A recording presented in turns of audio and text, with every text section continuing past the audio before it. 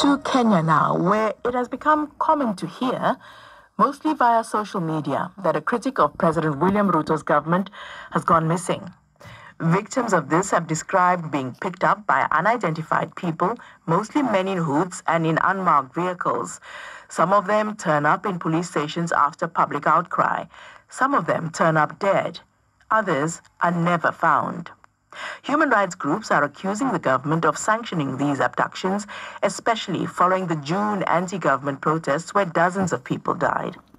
Prominent human rights activist Boniface Mwangi is among those on the receiving end of these actions.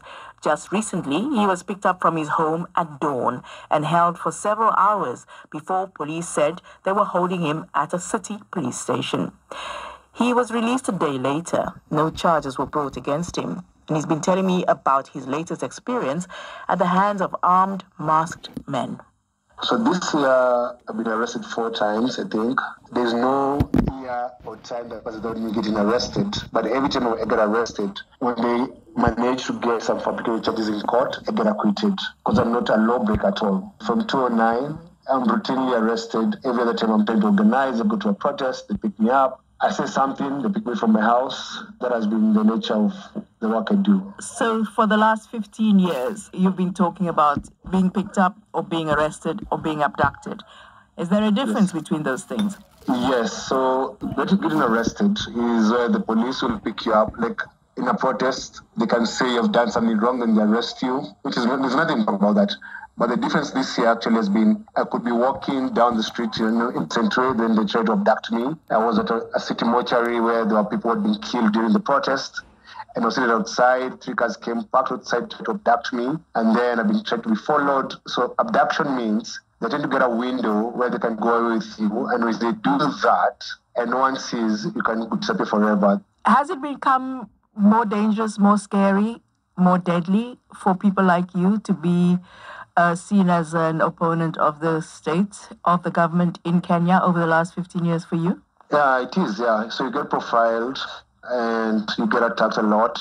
There's a narrative that the government says that you're Western puppets, you're funded by the West. It's like talking about the rule of law, human rights, or democracy is a foreign concept. But it's more dangerous this year. So what would you describe what happened to you on Sunday as an arrest or an abduction? It was an abduction. And attempted disappearances. So this is actually what happened. My phone was off the entire night. I put on my phone, and 2 minutes later, my phone rings, and I picked and I spoke to someone. And actually, when I was talking to someone, there was a knock on my door. So my mate was in the house, and then when he went to open the door, there was only one person, the people who jumped in the room. So he called me and said, "Some people here for you." So I hid my phone, and when they sitting in my phone, police officers, they said, I don't know the actually the police, but they said, "No, you're here." And so I told them, "Okay, you're here to arrest me. Can I use the bathroom?" So I went to use the bathroom. I went to the bathroom, and I locked the door, and I was going to call my son and say, "Give me a jumper," because, very well when they arrest, they don't give you anything. So I need to get a sweater, because it's very cold where they put you every time they arrest you. So I told my son I'm being arrested, and he told your mother that I'm being picked. And what the mother did, she went on social media and told everyone that I'm being picked. So when they took you, you went to a police station. How did they treat you? How long did you stay in detention? So I got picked up. They were all armed and in civilian clothes. I got into the car. So I had 2 officers with AK-47 on both sides of the seat. There's a guy in front who had a gun as well. The driver had a gun.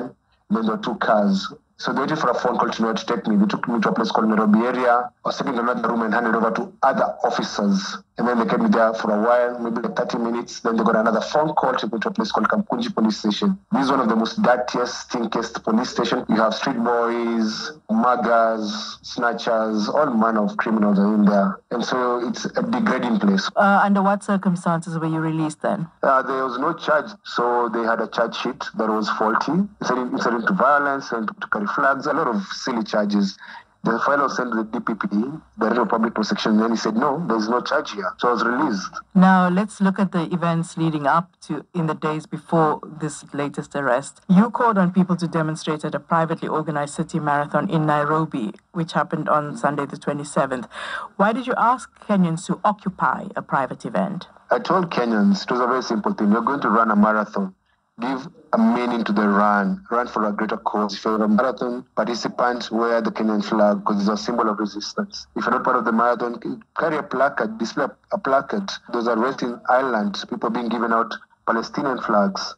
So any place that you're in, you can occupy between June, July, August.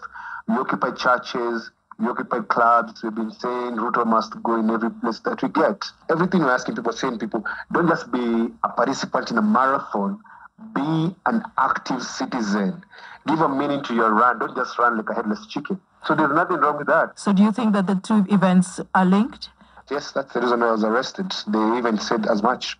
So when President Ruto came into power, he said that the government would ensure that these things don't happen again because, let's face it, Kenya is quite notorious for these abductions and, extrajudicial killings through various bodies, paralegal or paramilitary structures. So what I'm wondering is, why do you think this is happening? Does it feel like it's on the rise, or do you feel like it's sort of simmering under control and it can easily be unleashed, these abductions and forceful reactions to protests? It's on the rise, and it's a very sad thing because Kenya was like that in the 80s. So we're going back to the same era. There's a plan to change the constitution to extend term limits from 5 years to 7 years. And people are trying to organize around that. So the reason why we're occupying private events and private things is we're trying to tell people any organized crowd is a place to do civic education and to organize around these issues, because at the moment you can't call for a peaceful protest. They're not allowed. And if you call for a peaceful protest, you get arrested, people get tear gassed, people get shot at. It's just bad, bad, bad.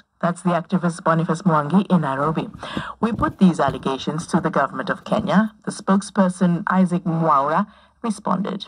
We would like to reiterate, just like the Director of Criminal Investigations has said before, the government is not in any way involved in the killing or abduction of anybody, because there's been such a narrative. But it's just propaganda. It's fake news. We believe that people are free to express themselves in a democratic way, and everyone has the right to do that. That's Isaac Mwaura, who speaks for the Kenyan government.